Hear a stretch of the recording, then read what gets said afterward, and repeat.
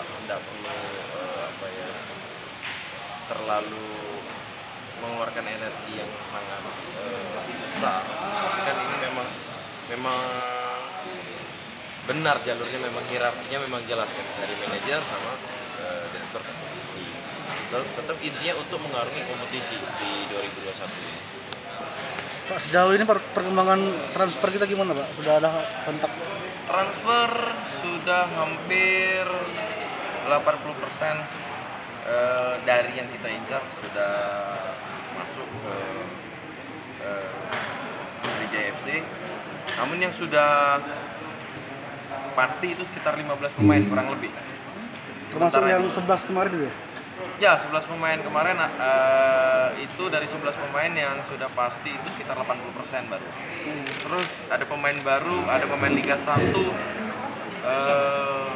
sekitar 3 orang, kurang lebih kalau tidak salah ada sekitar 3 orang dari Liga 1.